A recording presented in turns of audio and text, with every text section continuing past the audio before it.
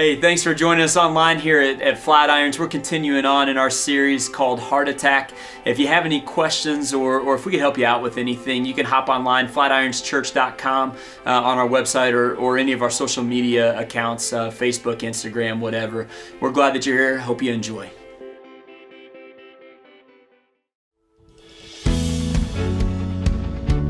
Good to see everybody this morning. Let's all stand and worship together.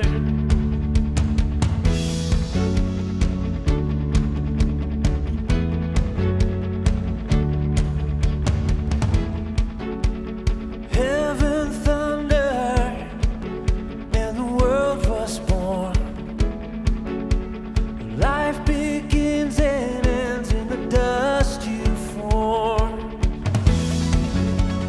Faith commanded and the mountains moved. Fear is losing ground to our hope in you. Unstoppable God, let your glory go on and on. Impossible things in your name, they shall be done. Freedom conquered, all our chains undone. Sin defeated, Jesus has overcome. Mercy triumphed when the third day dawned. Darkness was denied when the storm was gone. Unstoppable God, let your glory go on and on. Impossible things in your name, they shall be done. Unstoppable God, let your glory go on and on. Impossible things in your name, they shall be done.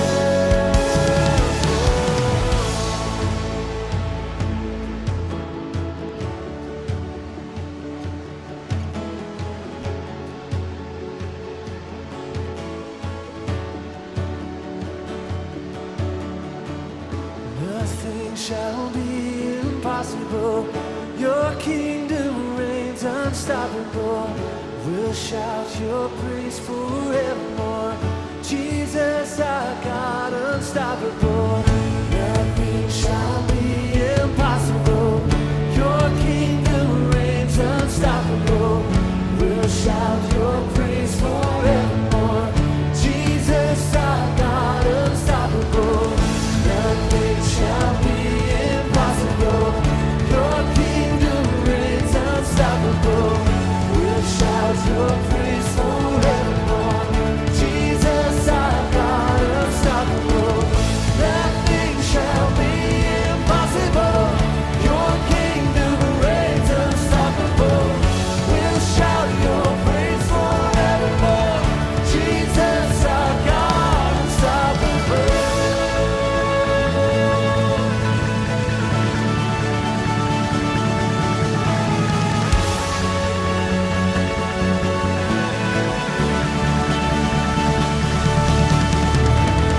Unstoppable God, let your glory go on and on.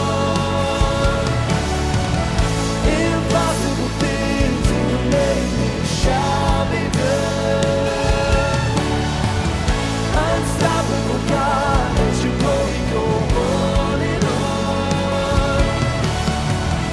Impossible things in your name, they shall be done.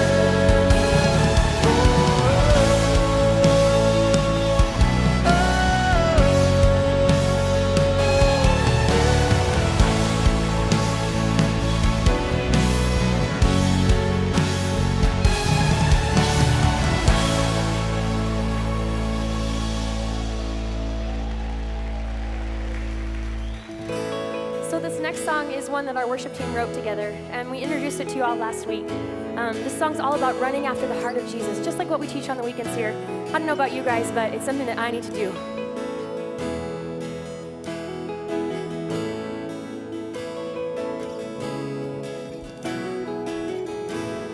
when I was your enemy.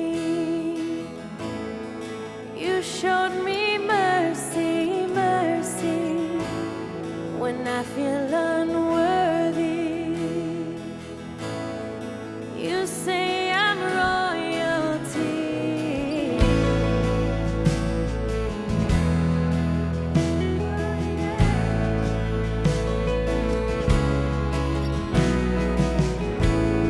When I was found guilty, you gave your life for me, life for me. When I feel unwanted, you come and fight for me. You're humble and patient. You're gracious and kind. You lift up the lowly. Lord, give me your heart.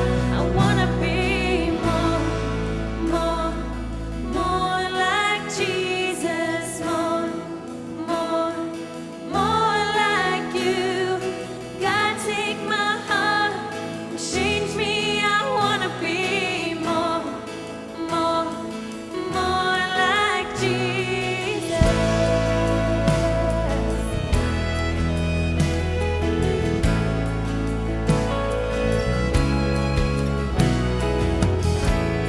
And when I feel thrown away, you are a home for me, home for me. Your love is my freedom. Your cross is my victory. You're humble and patient. You're gracious and kind. You lift up the lowly. Lord, give me your heart. I wanna be more like Jesus. More like you. God, take my heart and change me. I wanna be more like Jesus.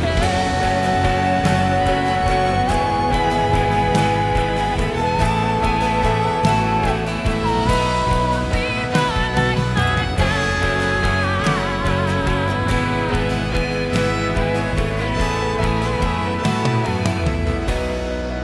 Wanna be more like Jesus. More like you. More like Jesus. More like you. So God, take my heart and change me. I wanna be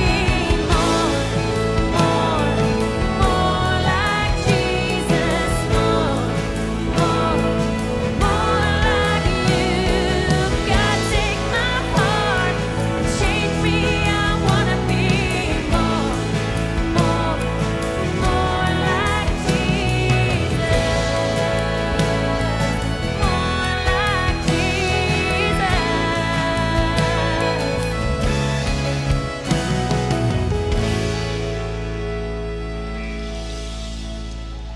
All right, well, good morning, Flatirons. We're so glad you're here. Take a second, say hi to the people around you, welcome them here today, and then you can go ahead and take your seats.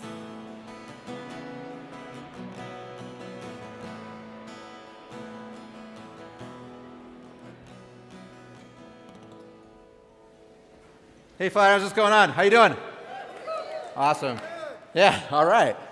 It's great. Hey, I've been gone for a couple weeks. I missed you guys. I had somebody last night, they were like, I missed you. And I was like, oh, that's so sweet. And they said, yeah, that's when I usually go to the bathroom. So, sorry. So, I'm glad I'm back. I don't know if you are. Happy Daylight Savings Time. Yeah, or as we with little kids call it, Sunday. So, yeah, there you go. Hey, I'm glad you're here. I got 3 things for us here in Lafayette real quick, and then Jim's going to be up here to continue this series. First one's this. Our partner, Sister Carmen, here in town. If you guys don't know Sister Carmen is an incredible organization that we partnered with her for a number of years here. What they do here in Lafayette is incredible. They help families in crisis, but also families long term that just need a boost or they need help figuring out. So they don't just do like alleviation and here's some food, here's some well wishes. They do a bunch of programs and a bunch of really great stuff that helps people get back on their feet and sustain life going forward. So Sister Carmen, they're just across town. They called me a couple weeks ago and they said that they said we usually do turkey drives for families this time of year because there's families right next door to all of you, all of us, who are going to have Thanksgiving without any food, like any like turkey, any ham, anything like that. They said, would your church be willing to try to collect turkeys and hams for those families? And I said, I know our church will give it a shot because I know the hearts you guys have. So next weekend on the 10th and 11th, we're going to have Sister Carmen out here collecting turkeys, hams, and we can also bring gift cards, like $10 gift cards. And we have a couple options. If you're like me and you wake up next week and you get here and you go, oh no, that was this weekend, we'll have an option for you to be able to purchase a turkey for a family that way as well. Sister Carmen, we love them. They love our community like we do. I think that our hearts are in a really similar place. And so that's next weekend. I can't wait to see it. I'm going to do this. I'm going to put it on social media all week. So if you follow us on Facebook, some of you are on Facebook right now. What's going on? Nice to see you. Put the Nuggets highlights aside. It was a great game, I know, but watch me. I'm going to put it on there. I'm going to put it on Instagram and Twitter, and I've dug up my MySpace, and it's really great, so I'm going to throw it on there too. Yeah, you're going to love it. So check that out all week long. Be reminded and bring those next week in the 10th and the 11th. Second thing is this, our partner, I Empathize. They're a local partner and also an international partner. What they do is they focus on education that alleviates child sex trafficking, really bluntly. So they're incredible people. Like what they do every single day of their life is something that is inspiring to me because they go out there and they fight on the front lines against that war that's really going on in our culture. I know it's something that a lot of people are inspired by. A lot of people, that's an issue close to your heart. So this Monday night, they have a chance for you to go connect with them. So Monday night over to the Old Mine in Erie.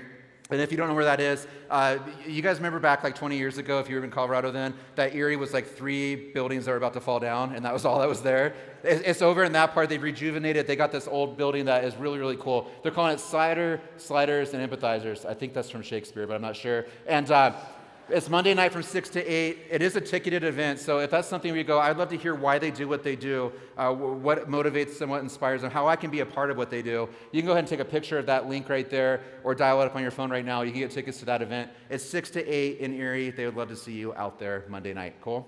All right. Last thing is this. Our school, Flatirons Academy, right over here in our building. Yeah, you can clap for them. That's cool. Yeah. Well, I think I got a boo, but that's okay. They have open enrollment right now for the 2019 to 2020 school year, which I think sounds insane. It's a 2020 school year. So as you make plans to take your kids to school in your flying car in 2020, you can get them signed up right now. So they're open enrollment right now, or their enrollment is open. I'm saying that wrong. Their enrollment is open right now. So if you're online across the world and you're like, I'm going to move to Colorado and take my kids to that school, you can do that. They are here today, though. So if you go over to our academy space, which is right out here, you walk out these doors on your right-hand side, you'll see their sign, their warrior sign. You can go right through there. Principal Teresa Frazier, who's great. She's only chased me with a ruler once, and I deserved it. She's going to be over there. You can meet her, ask her questions about the school, why they do what they do, how they do it, and she'd love to connect with you. Also this, they have a couple spaces open for spring, which starts right after Christmas, if that's something that your family's been interested in and you want to check out that whole thing as well. So right after service, Teresa will be back there in the school space, and she'd love to meet you. All right?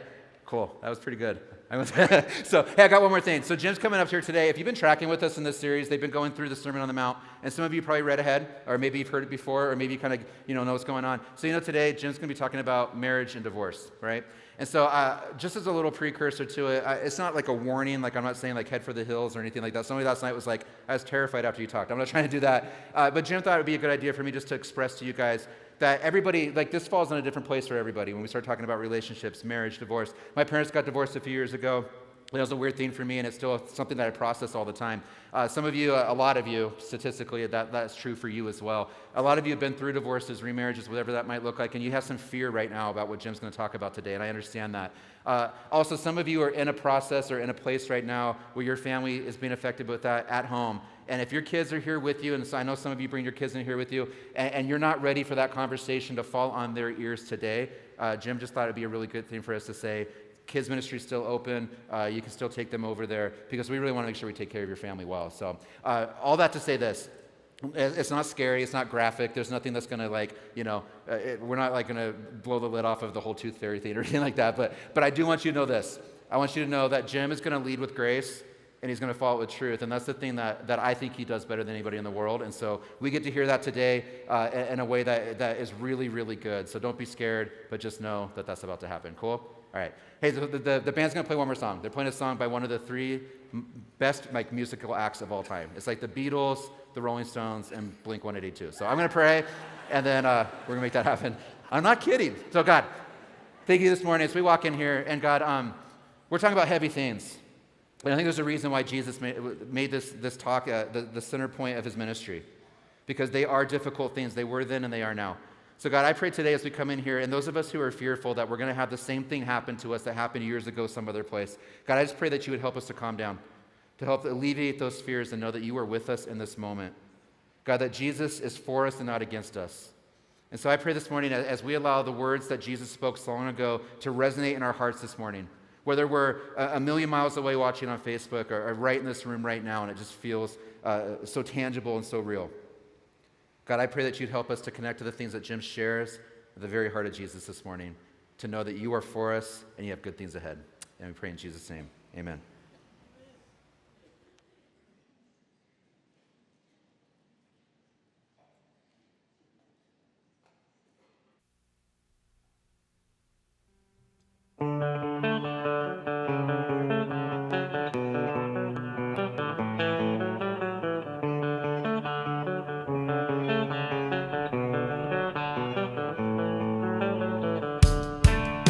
It's hard to wake up when the shades have been pulled shut.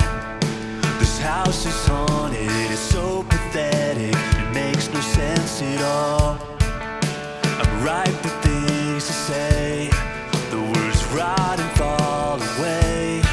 If this stupid poem could fix this home, I'd read it every day. So here's your holiday. Hope you enjoy it this time. You gave it all away. It was mine. So when you're dead and gone, will you remember this night? 20 years now lost. It's not right.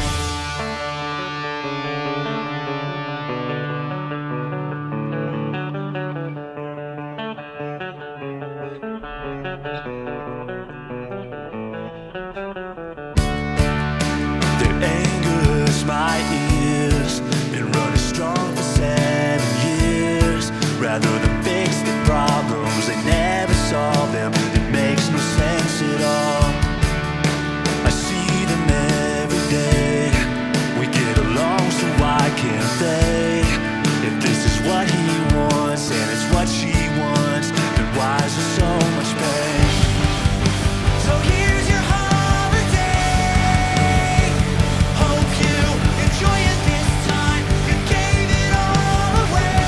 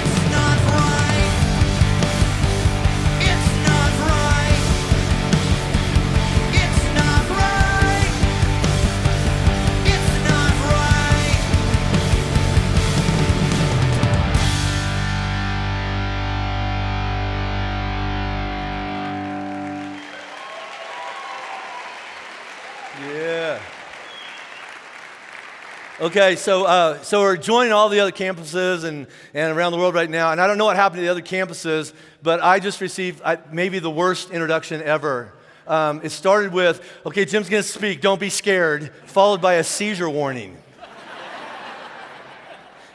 So you're like, is this church? Does this count? Yeah, it does. Hey, over the last several months, first of all, we're really glad you're here. And if you haven't been with us over the last several months, we've been looking at some different, like, real-life circumstances that everybody, no matter where you live on the planet, eventually, at some point in your life, you're going to have to deal with it. Either because you make choices, good or bad, or maybe other people make choices, and you don't get a vote on it. It just kind of lands on you, and now you just have to face this thing in front of you.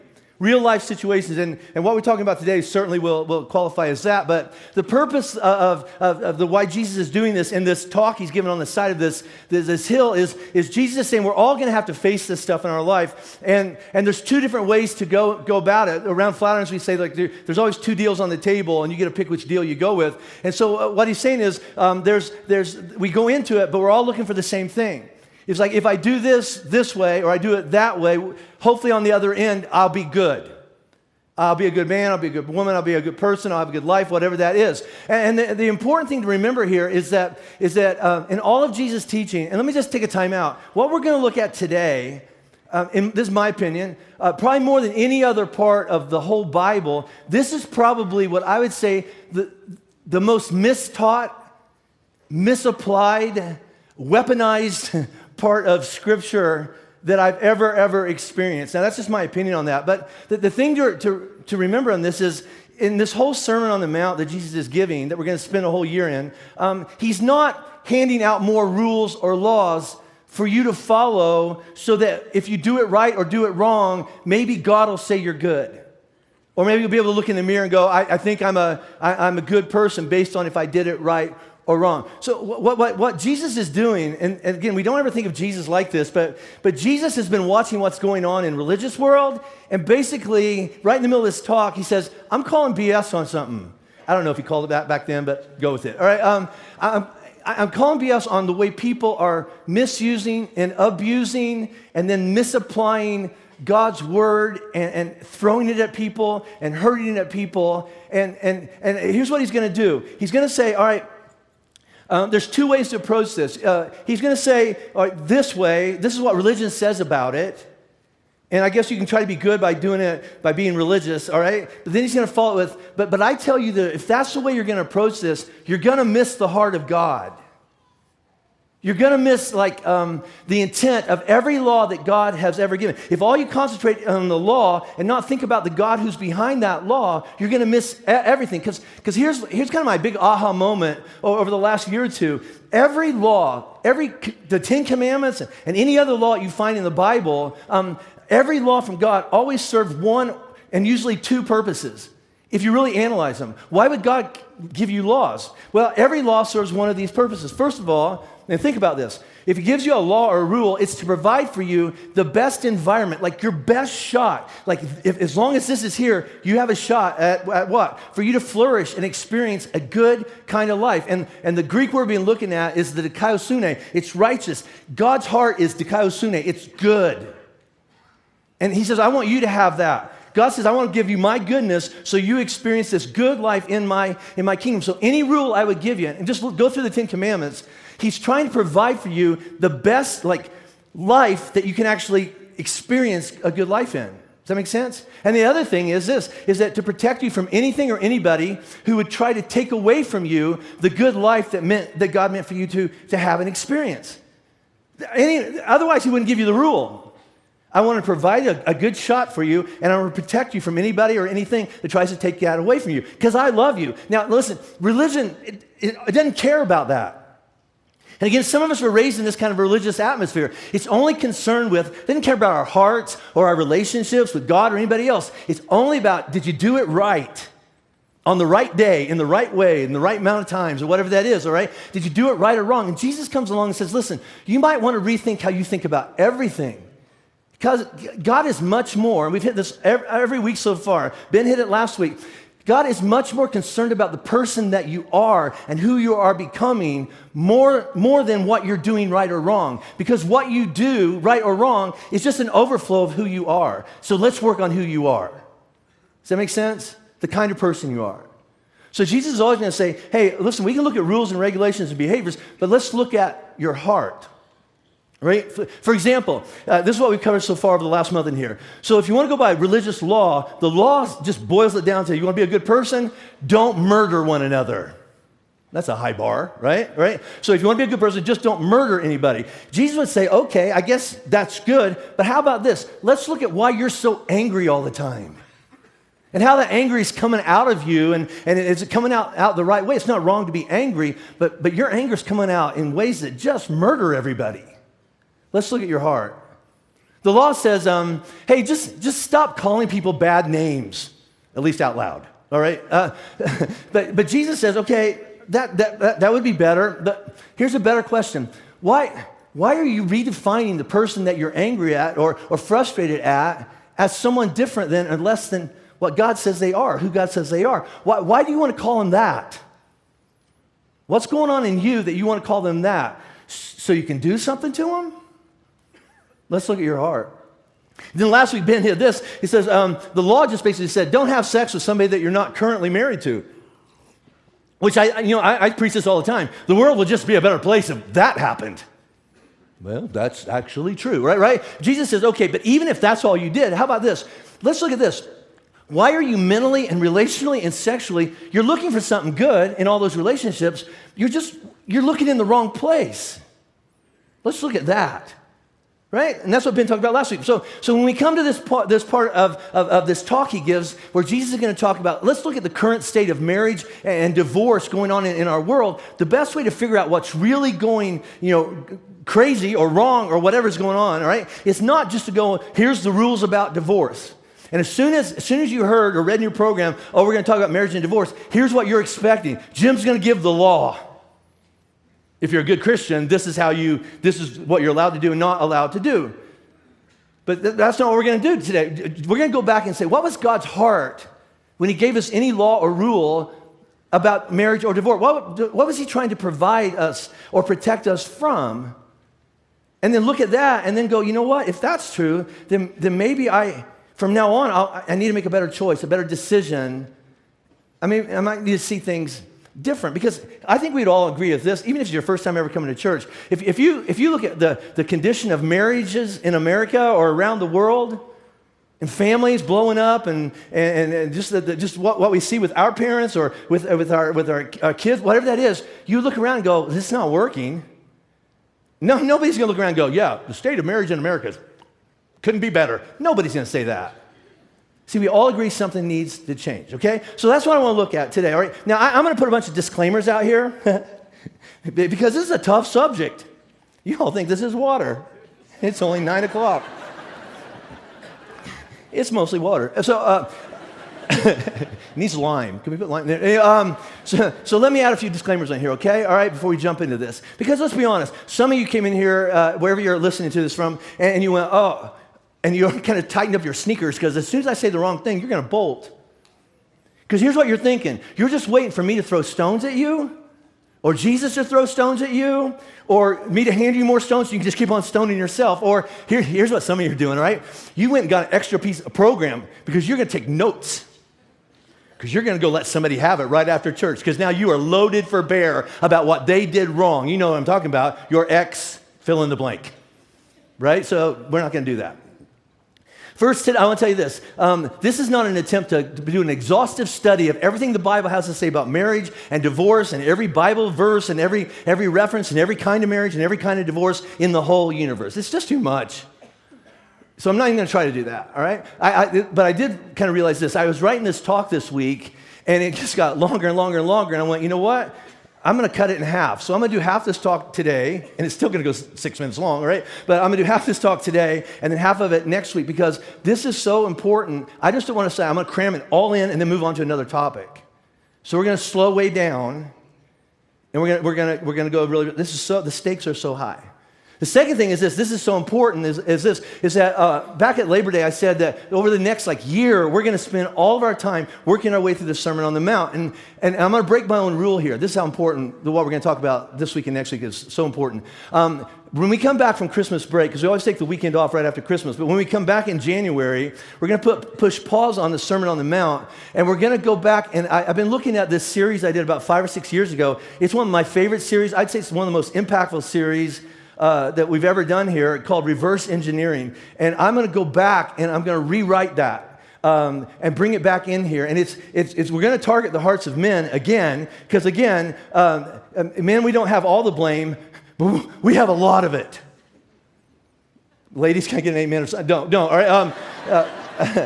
We don't own all of it, because ladies, you have your crap too. But if men would just pull their heads out of the sand. There's some kids over here. I'm trying to keep it clean, all right? So many of the world's problems go away. But what I want to do is I want to rewrite it and look at what's going on with men and with women and all the relationships we find ourselves in. And the reverse engineering is there's a target down there, and I try to shoot my whatever at that target, and I keep missing it, and I get mad at the target. And the problem's not the target. The problem's me. And I need to do some stuff way up here. And that was a gun reference. That offends you. You don't know me well. All right, that's all I would say. All right, so here's what we're going to do today. I'm almost out of time, and I haven't even started. All right, today I want to lead with love. I've said this before.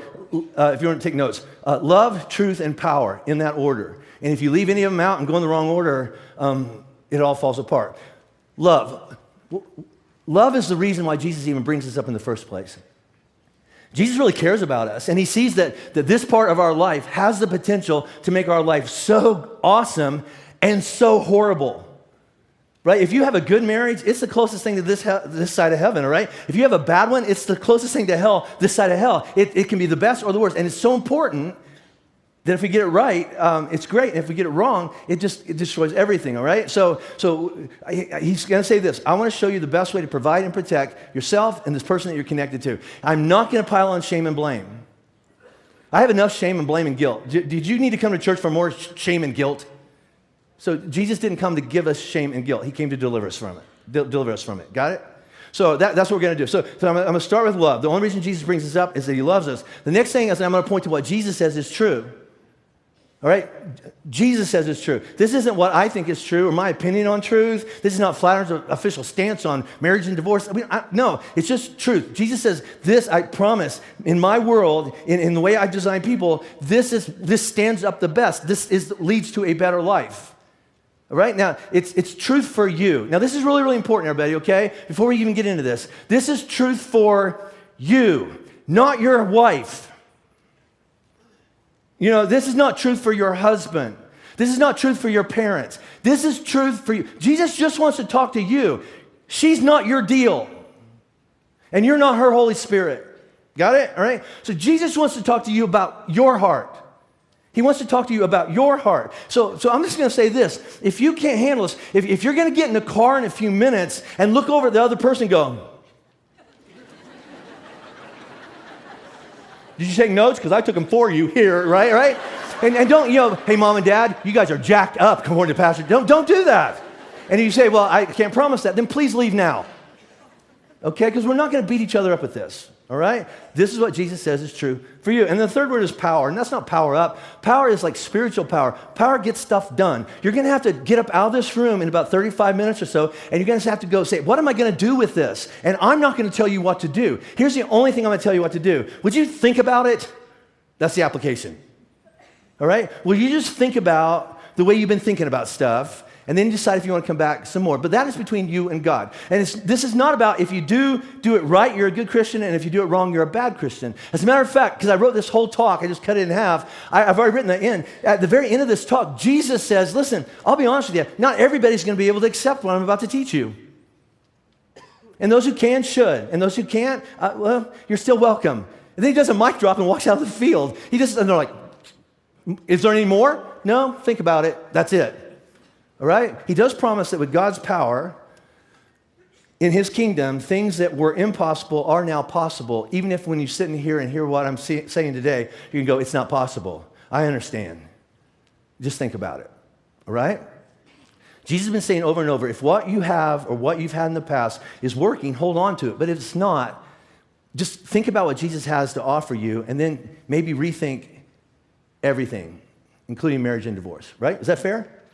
Okay, so I said this, is that Jesus is going to talk about really relevant stuff. So I did this last night, and I just want to see in all of our campuses if this is what we're talking about is a relevant topic.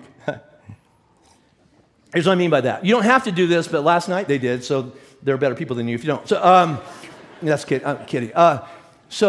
Again, this is voluntary. Don't do it till I count to 3, all right? If you have personally gone through a divorce, if your parents have gone through a divorce, or your kids have gone through a divorce, or you have a brother or sister that's gone through divorce, when I count to 3, let's raise our hands. 1, 2, 3, go. Now hold them up. Look around. You are not alone. Right? So will we agree this is relevant? So even if you're sitting there going, this is for other people, the week's not over yet. All right? It's a matter of time. So somebody that we care about, either ourselves or somebody we care about, is going to walk through this, and we want to walk through it with them in a really loving way. So I'm going to pick right up where Ben left off last week, talking about sex and masturbation. It was so awesome. That's all I remember. I'll just be honest with you. And some of you weren't here going, well, we're going to watch that now. And no, we're not. You're 13. Way to go, Ben. So we're going to pick right up here, okay? So this is Jesus talking, okay? Let's jump into this.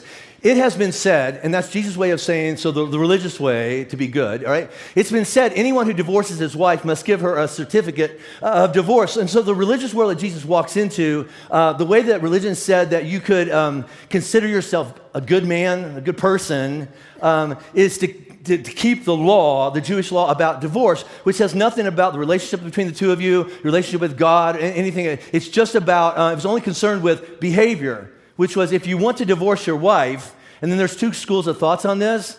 One kind of school said you could divorce your wife, how about this, for any and every reason. Well, that's pretty much everything, right? So there was a school of thought that said, and you can get divorced if your wife burnt dinner, if she put too much salt on the food, if she wasn't pretty enough anymore, or if you just met somebody else. You didn't want to be married to her anymore, right? So I was at the gym this morning, and this guy walks up to me at the gym, and he goes, hey, I'm Steven. I'm one of those Jews that goes to your church. I'm like, well, that's a unique introduction.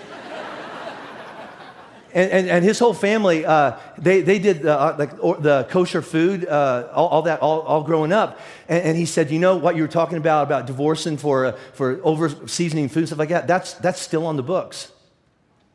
All right, so this is the world Jesus grew up in, okay? And so you go, all right, so you can get divorced for any reason whatsoever. The other school of thought was you could only get divorced if one of you, really her, all right, stepped outside of marriage to pursue a physical sexual relationship with another person. Now, I'm going to call out something really obvious because the world has changed in some ways for the better. And here's what I mean by that. Like in terms of a woman's protection in the divorce proceedings. Now, take a breath. It's not perfect. All right, so save that email, all right? But it is better than in Jesus' day. A woman back then was just considered property, and she didn't have any say in her marriage or her life at all. So it is a little bit better now. So the world has changed, but the truth hasn't changed, which is this. So that was 2,000 years ago, and this is 2018. The truth that Jesus is calling out is this, and this applies to women too, because culture has changed, so everything that Jesus is saying to men, women can now do back to husbands, right? So in that day they couldn't, but now you can. Ladies, you can divorce your husband for any and every reason. You don't even have to have one. All right? So this goes both ways. So anytime I say husbands to wives, it also means wives to husbands. You just have to do the math, and you can do this. But here's the real thing that Jesus is trying to get to. What is going on in a person's heart, husband or wife, that would lead them to do what they're doing in the way they're doing it? Why are you doing that to her? Why are you treating him that way? Because here's the reality that a woman faced at the time when Jesus was teaching, all right? If a woman was found guilty of sexual immorality, of having an affair, the 2 options available to her husband were he could divorce her or have her executed. That's still in the Middle East today, just so you know, okay? That's not some ancient thing. That's still in some countries today, all right? He could either divorce her or have her executed. Now, listen to this. Remember in the Christmas story when Joseph finds out that Mary's pregnant and he knows that's not my baby? Both those options were on the table, and he decided in his mind he was going to put her away privately. He was going to divorce her. Because even when you're engaged back then, it's the same as marriage, all right? So I'm going to put her, I don't want to have her executed. I'm going to give her a piece of paper, send her away. Because in Jesus' day, in order to divorce your wife, all you had to do is write a legal document and give it to her, a pink slipper, all right? And then send her away. It says, you're no longer married to me, and you're free and clear to move on with your life. But here were her options. Here's a woman's options that she was facing in a jacked up culture that God never meant for her to experience. So ladies, if you go back 2,000 years ago and your husband wanted to kick you to the curb for any reason, here are your options. Maybe a relative would take you in as a servant or to work in the field. It's better than starving to death, but just a little, right? So that's one option. Second thing is because you have that piece of paper, maybe another man would marry you, but you always be viewed as, in society back then, as damaged goods. There's some cultures here in America that if you're divorced, you still should wear this big letter on your chest or something like that, because there's something wrong with you. But so any kind of man back then that would actually marry a woman like that would probably just use her as a slave, a field hand, or probably a sex slave. What's she gonna do? She has no rights. And so he would just use her. And so, but that's better than being single back then, because if you're single, you can't really have a job and you don't have kids, and who's going to take care of you when you get older, and who's going to protect you? And he's probably just going to sell you off to somebody else. So here's your third option. If you don't want those first two, you could always become a prostitute. At least you get paid. Really, those were the only options you had back then. And I think we would all agree, all three options are bad. Right? What do you mean? Execution, slavery, or prostitution? Well, that's all bad. But listen, here's the double standard back then, all right? So a man, legally or religiously, he was off the hook because he had done the good thing. And he told himself that he was a good person and he could move on. He also told himself that I gave her a piece of paper, so technically she can move on with her life. But if he was really honest, he knew that what he was handing her was all bad. Now, let me just talk to the obvious thing here, right? So if you're sitting here right now listening to me going, well, that's not fair. It shouldn't be like that. Jesus agrees with you, which is why he calls it out in the middle of his talk going, hey, I'd like to talk about just this jacked up culture that's happening in marriage and divorce that's ruining a lot of people's lives. Can we talk about that? As a matter of fact, Jesus is above any other religious leader I can find in history. He values and raises up and elevates the value and status of women more than any other religious leader I can find. Remember when that woman was thrown at Jesus' feet because they caught her doing something and they wanted to stone her to death and they had a law? Jesus goes, yeah, you're going to go through me. Jesus is the greatest protector of women that you'll ever find. All right? And so he's going, this has got to change. It's got to change. Just because you hand out a pink slip that says that makes you good, that's about equal to saying, I don't murder people, so that makes me good. Not true. So here's Jesus' answer to all that. All right, so you've heard it said, I tell you that anyone who divorces his wife, except for marital faithfulness or sexual immorality, unless she sleeps with another guy, right? Unless for that, you actually cause her to become an adulteress, and anyone who marries the divorced woman commits adultery. Now listen, let me rephrase that, because I've gotten emails about a month ago. I just recited the Sermon on the Mount out loud, and I got like 10 emails going, what's that mean? Are you saying that if I get divorced and I marry somebody else for the rest of my life, I'm living in adultery? No, all right? I'm going to say some stuff today that I have never heard in another church. I had to be the pastor of one to find one to let me say it. All right, so I get fired, but this is Flatirons. All right, so let me rephrase that. But I tell you, unless your wife has actually committed adultery, which would make her an adulteress, all right? But if she hasn't, listen, just because you have done the legal paperwork, you are still responsible for putting her into the same category, and you've given her the same future options and consequences as if she had committed adultery, even though she hadn't. In other words, you gave her a piece of paper and you feel good about yourself. You've ruined her life. But you can move on, right? So again, please hear this, okay? Jesus is not passing out rules that say, hey, followers, if you're really a good Christian, all right, if you're living your life in my kingdom, all right, then you are never, ever allowed to get divorced under any circumstances whatsoever unless somebody has an affair. Other than that, you're stuck. That's how I was raised. That's how I was raised, right? And here's what we're going to see in a minute, that sometimes, and hopefully this is going to be an aha-free moment for some of us, all right? Sometimes, even when you're running after Jesus, even when you're doing the best you can, even if you're trying to live your life with God in his kingdom, please hear this. Sometimes divorce, while never a good thing or a pain-free thing, this is the only thing you're going to take a picture of all weekend, all right? In some cases, divorce would be a better or necessary option than staying married. Sometimes. And your situation, that's between you and God, right? But what Jesus is calling out, but what's really going on in a person's heart that would cause him or her, right, for whatever reason to say, you know what, I don't want to be with them. I shouldn't have to be with them anymore. What makes you think that some legal piece of paper or some court document or whatever makes it okay or releases you from your responsibility of what's about to happen to the rest of your family, starting with your spouse? It's not good. It's not good. It's not what God wants for you. It's not what God wants for your spouse or your kids. Look at this. Jesus addresses the same thing, and I'll spend the rest of my time here. He's having the same conversation someplace else. Some Pharisees, these are these religious people, they came to Jesus to test him, so they're going to try to trap him, and they ask, is it lawful for a man to divorce his wife for any and every reason? All right? And this is a yes or no question. Jesus, can I kick my wife out for any and every reason? But the real question, and the question that all of us are waiting for me to answer for you, is this: like, what's the rule?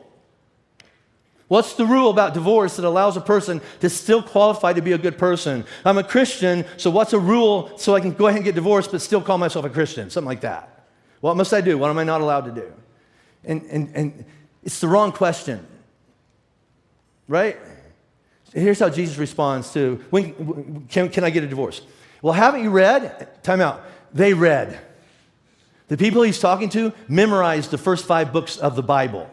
And he's going to quote from Genesis, all right? Well, haven't you read, he replied, that at the beginning, the Creator, God, made them male and female and said, for this reason, time out. For what reason? The Creator made this all up. The Creator initiated this. The Creator defined it. The Creator has an idea, and this is what it looks like. He made them male and female, and then he said, for this reason, a man, therefore, will leave his father and mother and be united to his wife, and the two will become one flesh. So they are no longer two, but one flesh. This is how a lot of us had kind of closed out our wedding ceremonies. Remember this? Therefore, what God has joined together, let no one separate. Therefore, because of all of that, what God has joined together, don't break up. So Jesus has asked this question. So when can a person get divorced? And Jesus answers the question with a question, and it has nothing to do with divorce. When can a person get divorced? I got another question. What's God's original definition and purpose of marriage? Go back to the beginning. So you asking about divorce? What's marriage? Now here's the thing, all right? Nobody was asking that question back then or today. Right? When things are going really, really hard, we go, when can I get divorced? No. Wrong question. What's marriage? See, the world hasn't changed. Everybody goes, well, that's a long time ago. Let me tell you how close it was back then, all right?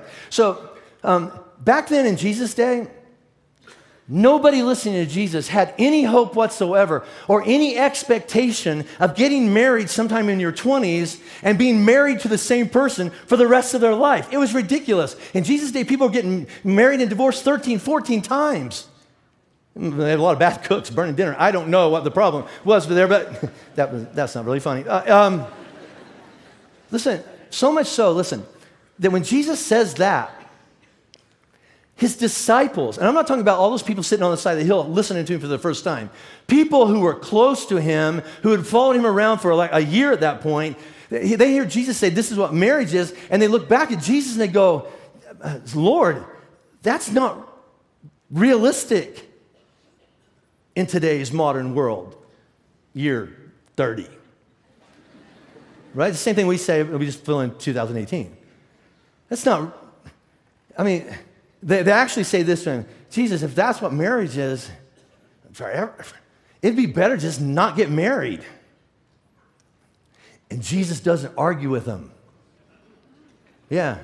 Because here's Jesus' definition of marriage, all right? This is really important because I'm not preaching against anything. Save that email. I'm just pointing to what Jesus says, and you can do the math in your own head. Is that fair? All right? The definition of marriage, he doesn't go to culture. He doesn't even go to the Bible and go, but it's changed because the world has changed. No. He just said, I'm going to go back to the one who made the whole thing up, God. Here's what he says. Again, write this down if you're ever asked this question.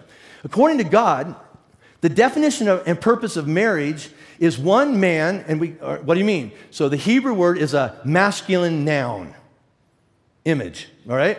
So, all right, being joined to one woman. Well, can you get more specific about it? Yes, it's a feminine Hebrew noun. So one masculine being married to or joined to a feminine by God who is spirit into a permanent union. And union, the Hebrew word is akad. It means oneness. It means, so it's the same word we get integrity from. If all you math people, you have fractions and you have whole numbers, integers in integrity, we're one.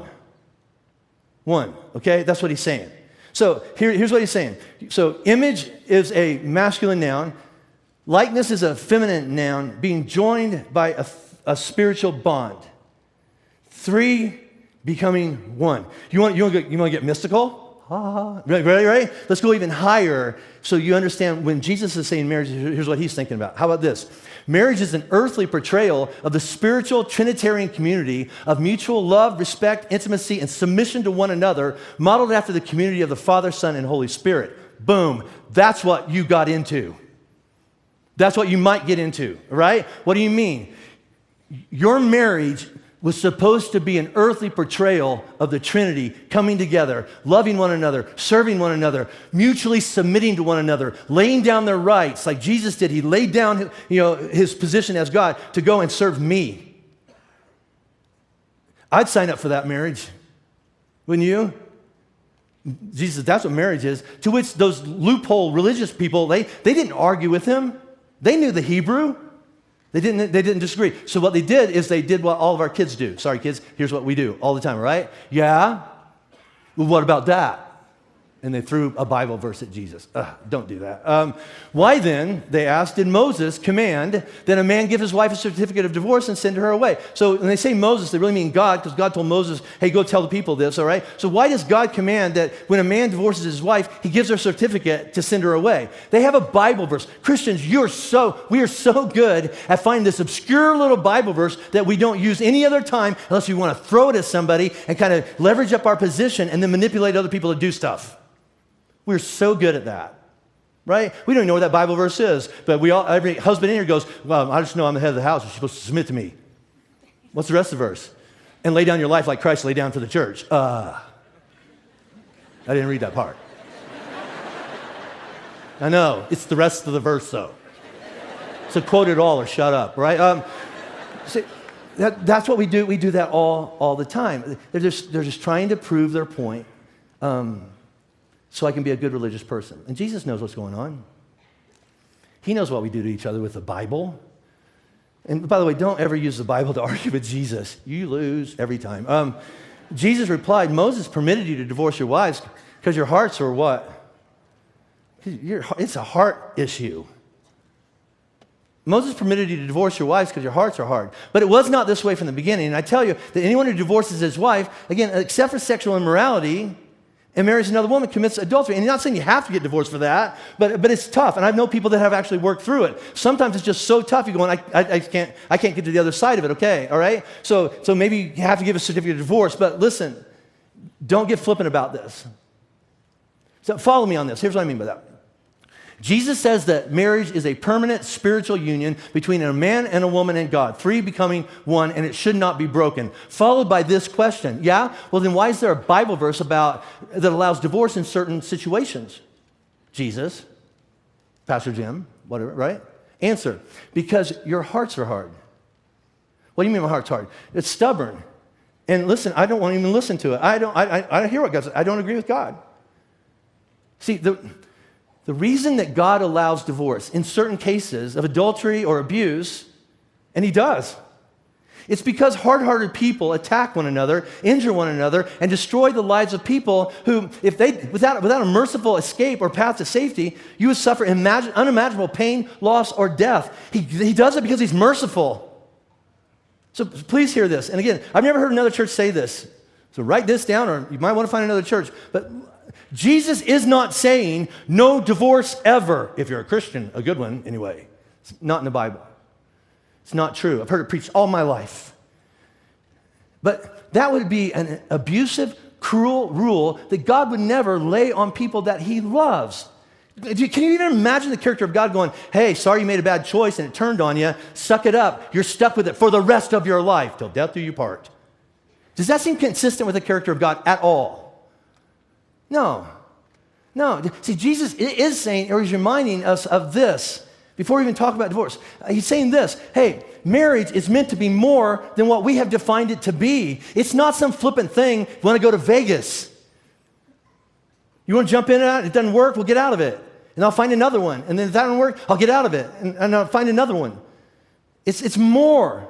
And the other thing is, Jesus is saying this, listen, when can I get a divorce? It's the wrong question. It's a question you might have to ask sometime, but it's certainly not the first few. It's on the list. So here's a better question. What is the biggest enemy of your marriage? Any marriage. And if you're not married yet, let me tell you, if you do get married someday, what will be the biggest enemy attacking your marriage? And let me tell you what it's not. It's not another pretty woman at the office. It's not pornography. It's not addiction. It's not his parents. It's not. They're an issue, but it's not, all right?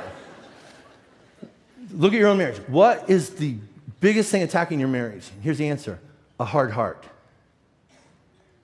One or both of you. And if it's one, eventually the other one gets one too. The question is, well, what would cause a person's heart to become hard? Well, you know your story, right? But remember I said this, is that when Jesus says this, it leads to this, and then it leads to this, and this builds on this. See if this sounds familiar. What would lead to somebody's heart getting really hard? I don't know. How about this? Unresolved anger, which leads to frustration, which leads to contempt, which makes me redefine people. I can't divorce my wife, but I can kick that witch to the curb. And he's not a husband. He's a fill in the blank there. And I'll just redefine marriage. There's no way God would expect me to work through this or deal with this, and there's no way I'm going to be. So, okay, unresolved anger and frustration, it leads to redefining everything, which leads to the murder of our marriage. And if you looked at the murder of your marriage, not what happened in the court, but the years leading up to it, doesn't that nail it? Which leads to this, this is what Ben taught last week, looking in the wrong or the bad places to find something good. I'm looking for something good to meet unmet wants and needs and hopes and expectations. But because I'm angry and I'm frustrated and I'm redefining all the rules, I'm looking at all the wrong places. See, Jesus is teaching this, all right? And this is a takeaway I want you to think about for the rest of the week to see if you come back next week, all right? Divorce is not your biggest problem. Divorce is never going to be a person's biggest problem. It's a symptom of another problem, right? What do you mean? Having a hard heart of anger and contempt and uncontrolled, unchecked desires, that's the bigger problem. That's what was upstream and came down here and just landed in this thing called divorce. And it ruined you all, and it ruined your kids, and it ruined so many, many things. I mean, how many, you got to be honest with yourself. And if you're not thinking about your own marriage, think about somebody's that you just walked through this horrible time with them. How many divorces could be traced back to, I was angry, not even at them, but some stuff I brought into the marriage with me, and I never dealt with it, all right? But it came out at them, and then that led to contempt, because he didn't meet my needs, or she didn't do what I told her to do, and all that kind of stuff. And then that led to I've got to look somebody else, shop somebody else, place else to find what I want, and that led to lust, which led to sexual betrayal. You didn't get divorced because of an affair. That's what you pointed your finger at. But the affair was just the result of some stuff way upstream that washed down here, and finally, y'all just stepped out on one another. And now we're going to point at that, but it's all of that. And if we could just address all of that, right? If we could just resolve some of that, and some of that should start to heal, right? And be eliminated. It's just true, most of the divorces just wouldn't happen if we could deal with everything upstream. See, and divorce, it's not your best solution. It can't be our first one, right? Well, I'm in a really hard marriage, and I don't love her anymore, and I don't want to be with him anymore. Divorce seems to be like my only option. No, here's another one. How about this? A changed heart is the only real solution, and you're not in charge of his or hers. You're in charge of yours. What do you mean a changed heart? I want to live my life with God. That's my only shot. I want God's goodness to replace all my anger and bitterness. I want to live my life in the kingdom. That's my only real solution. So here's what I'm going to call a timeout. We're going to stop right here, all right? But next week, here's what we're going to do. We're going to come back in here, and we're going to do one thing Jesus tells us to do, right? Take a look at your life. Your current life or the life leading up to this point, and how you've been looking at marriage and relationships, and how you've been preparing for or not preparing for marriage or whatever that is. And if it's working for you, hold on to it. But if not, take a look at what Jesus says might be a better way, rethink how you think about everything, and maybe take hold of something better from this point on. And we talk about this all the time. What happened upstream in our past flows down here and resulted in what is happening right now. But here's an aha moment. We can't change that. We can't change our past. Wouldn't that be awesome, though? Dear Lord, could you just take away my 20s? No. Could you make that not have happened? It happened. We cannot change our past, but we need to pay attention to it and learn from it. And here's an even more important thing. We can't change our past, but thank God we can be forgiven for it. Otherwise, what's the use? See, Jesus did not bring you in here today to pile up a bunch of guilt and shame. He brought you in here today to say you don't have to carry guilt and shame one more minute. You were never designed to carry that. He came to deliver you from it. But he's willing to do that. But you have to take responsibility for your part. If we don't intentionally decide to rethink some really important parts of our life that are so important and the stakes are so high, if we don't say, I need to make some changes in my life that God says is possible, out of the overflow of what he's doing in my life, is that nothing's going to change. And you can't blame God for it. And you can't blame other people for it. So let's try to do something starting from now on, because I will tell you this. How about this? Everything that happens from this moment on is downstream. You're as upstream as you can ever go. That's deep, right? Meaning what? That whatever you decide to do right now will flow down and land on someone. Yourself, your children, your grandkids, your friends, whatever that is, all the people that are connected to you, you're as far upstream as you're able to be. So from this point on, I want to do something better. And I will tell you, speaking for myself, downstream, I want everybody connected to me to experience goodness. I do. It's got to start somewhere. I say, let's start this weekend. Here's 3 questions I want to leave you with. And then the bands, at all of our campuses, bands are going to come and play this song just to let it sink in. And now is your time to find Kleenex. I warned you. Vision, intent, strategy. I teach on this all the time. All right. What vision do you have for your marriage? And if you're 15-year-old and you've checked out going, this isn't even pertinent to me. Not true? Well, I'm not getting married for about 5 minutes. It's going to come fast. What's your vision for what you want your marriage to be like? I don't do very many weddings anymore, but I've lost count of the number of times because I always stand in the back with the groom and his grooms and stuff like that, and we're sitting around just trying to get nerves, and I go, so, you ready to be a husband? And I've lost count of the times the guys looked back at me and went, huh? What? I mean, I'm going to Cancun. No, I'm not talking about that. That's a magic bubble. That's right. And he looks at me going, I probably need to look at that. Can I tell you the worst time to decide when you're going to be what kind of husband you're going to be? At your wedding or after, all right? That needs to take place now, all right? But what if you had a vision for your marriage, men and women, listen, that reflected what Jesus described as providing and protecting one another, intimate, oneness, where you're not arguing about that Bible verse about who's submitting, who's in charge of like that. You are competing with one another, who serves the other one better. Wouldn't you want to get in a marriage where you're going, well, I'm going to outserve her today? Everybody's going, yeah, but we've already put up a white flag on that vision. Why? Because we've been married 30 years. Well, if you want to make it 35, then that leads to intent. you have a great vision for your life, they could write songs about it. It'd be beautiful, right? It doesn't mean anything unless you draw a line in the sand and I'm going for it. From this point on, I'm going to do something, right? We all sit on the couch and go, someday I'm going to lose some weight. Pass the Doritos. And nothing changes. Someday I'm going to have a great marriage. Pass the Doritos. Nothing changes. We got to draw a line in the sand. And that doesn't change anything either until you go, what's my strategy? What am I going to do different from now on? Let me ask you this. If divorce were not an option for you, okay, say it's off the table, and later today, you're going to have a fight with your spouse. It happens, all right? And you're just looking across the kitchen table going, and you're just going at it, and finally one of you goes, what are we going to do about this? What do you mean? Because we have based on our genetics, about 6 decades ahead of us. We got to work some crap out now, or it's going to be really, really bad life. If divorce was off the table, would you do it different? Would you lean into it different? Would you do things that you've never even thought about doing before? How about this? If you're 15, 16 years old right now, you're going to get married someday. Is what you're doing right now setting you up for a good marriage? Because this doesn't change anything. Right? It doesn't. So what are you doing right now? And would you be willing to look at what you're doing right now to say, that doesn't lead to the kind of husband I want to be or the kind of wife I want to be? Are you willing to look at that right now? Right? So I'm going to pray, and the band's going to play this great song. Just let it soak in. And the campus pastors are going to come up, and they're going to close us out. I'm going to ask you this. This is laying really heavy on some people because some of us have attorney's cards in our wallets right now. This isn't hypothetical for some of us, right?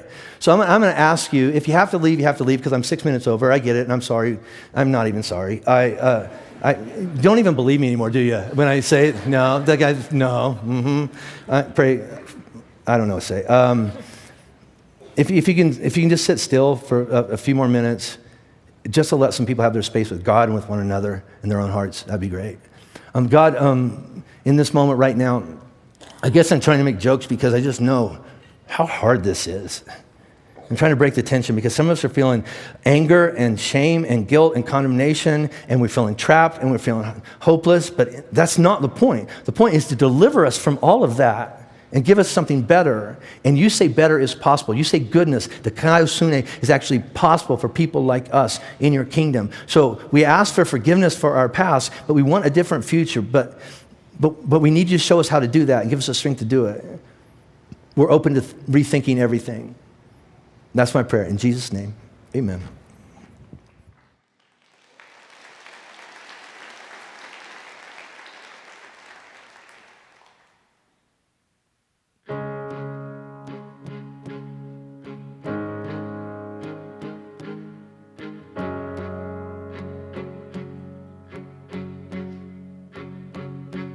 You only know what I want you to.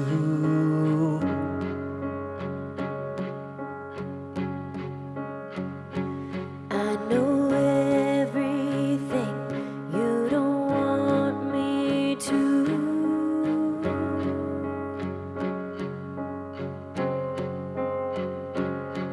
Your mouth is poison, your mouth is wide.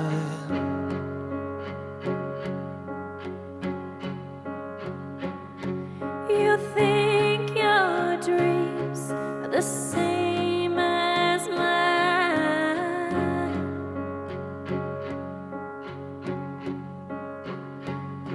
Oh, I don't love you, but I always will.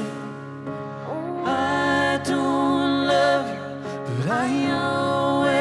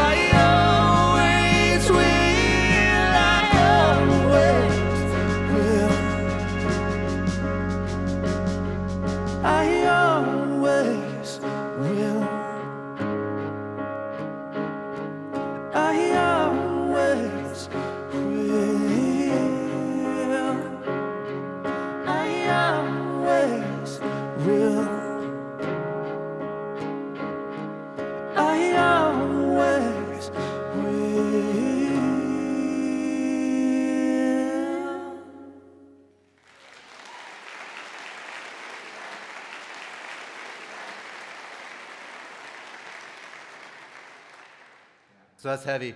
I know that probably lands on everybody a little bit differently. Some of us, it's something really relevant and really close to where we are right now. For some of us, like Jim said, it's just informational for someday. And for people like me, like it just brings up a bunch of stuff for my family, right?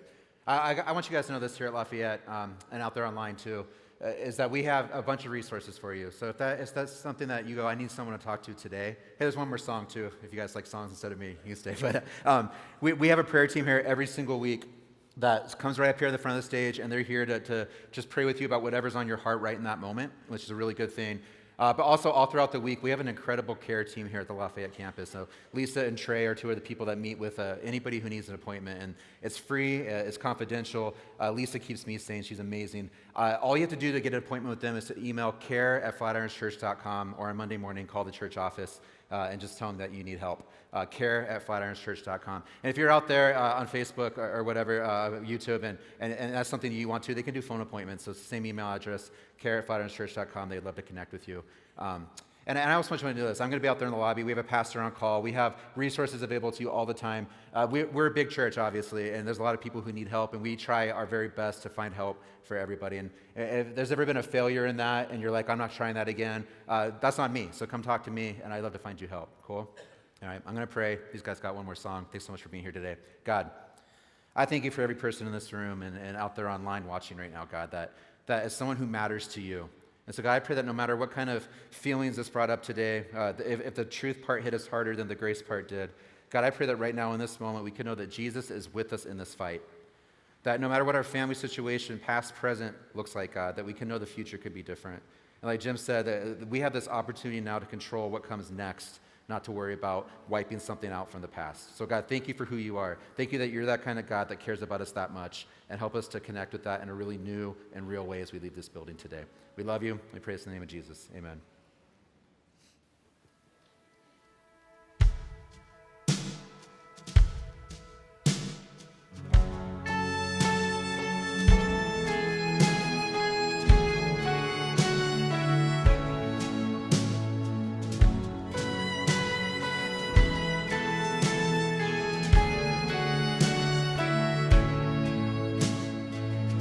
Before I spoke a word, you were singing over me. You have been so, so good to me. Before I took a breath, you breathed your life in me. You have been so, so kind to me. Oh, the overwhelming, never-ending, reckless love of God. Oh, it chases me down, fights till I finally is 99. I couldn't earn, and I don't deserve, still you give yourself away.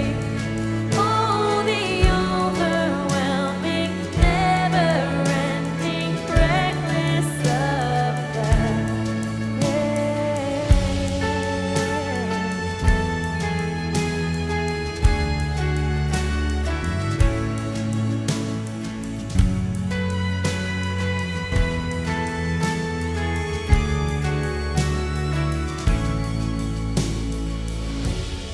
I was your foe, still your love fought for me. You have been so, so good to me. When I found no word, you paid it all for me.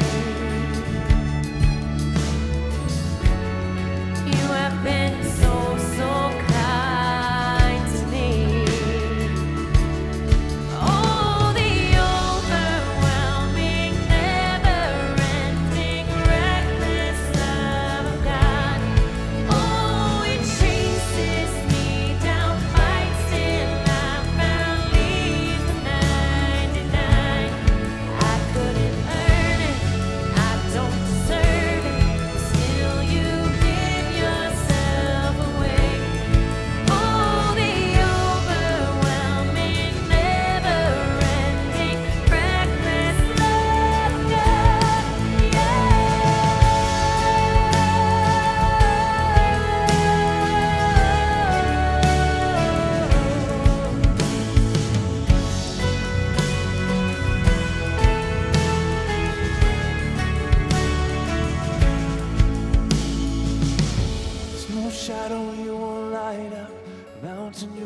climb up, coming after me.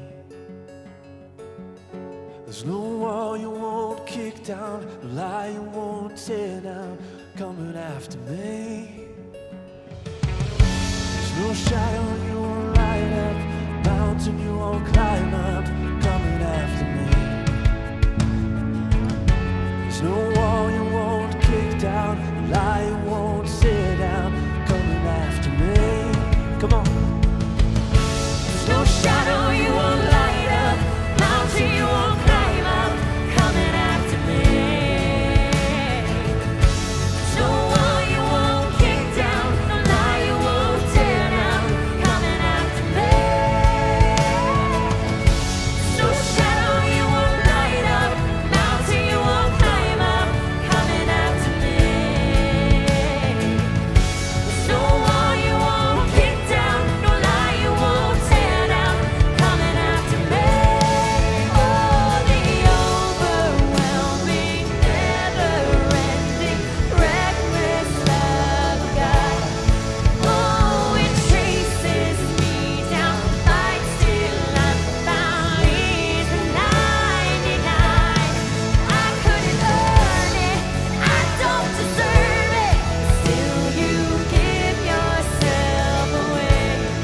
Oh, the overwhelming, never-ending, reckless love of God.